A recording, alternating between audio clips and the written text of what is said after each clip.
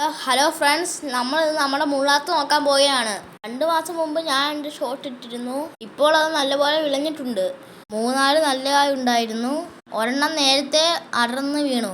അത് പരിക്കട്ടേന്ന് കരുതി ഇരുന്നതാണ്. പക്ഷേ ഞങ്ങളത് കണ്ടില്ല. ഇത് പരുത്ത് അടർന്നുപോയി.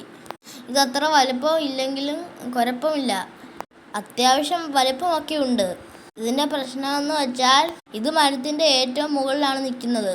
തോട്ടി ഉപയോഗിക്കാൻ നോക്കിയപ്പോൾ തോട്ടി അത്രയും വലുതില്ല. അപ്പോൾ പെട്ടെന്നൊരു ഐഡിയ കിട്ടി. നേരെ പെരയുടെ മുകളിൽ കയറുക. അവിടെ നിന്നുകൊണ്ട് ഇവനെ ഈസി ആയിട്ട് പറിക്കാം. രാവിലെ തന്നെ നല്ലൊരു മുള്ളാത്ത് തിന്നാന്ന് കരുതിയതാണ്. കാണുമ്പോൾ അത്ര വലിപ്പമൊന്നും തോന്നുന്നില്ലെങ്കിലും ഇതിന് അത്യാവശ്യം വലിപ്പമൊക്കെ ഉണ്ട്. ഏതായാലും ഞങ്ങളിത് പറിക്കുകയാണ്. അയ്യോ ഗൈസ്, ഞെട്ടിപ്പോയി. ഞങ്ങൾ വരുന്നതിന് മുമ്പ് ഇതാരോ കഴിച്ചിട്ടുണ്ട്. വവ്വാലാകാനാണ് സാധ്യത. അതുകൊണ്ട് തന്നെ ഞങ്ങളിത് സൂക്ഷിച്ചാണ് പിടിച്ചത്. വെറുതെ നിപ്പയൊന്നും വരുത്തണ്ടാലോ.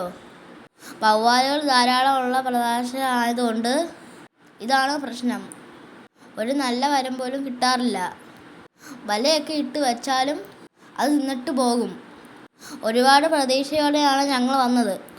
പക്ഷേ പണി കിട്ടി. അതുകൊണ്ട് ഞങ്ങൾ വേറൊരു പണി ചെയ്തു.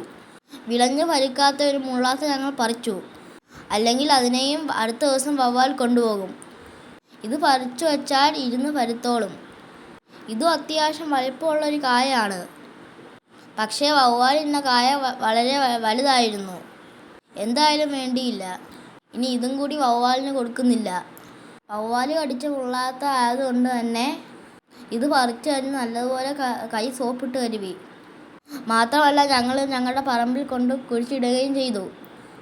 അപ്പോൾ നമ്മൾ എപ്പോഴും ശ്രദ്ധിക്കേണ്ട കാര്യം, വവ്വാൽ കടിച്ച മരങ്ങളൊക്കെ ആണെങ്കിൽ നല്ലതുപോലെ കൈ കഴുകണം. കഴിവതും അത് ഒഴിവാക്കുക.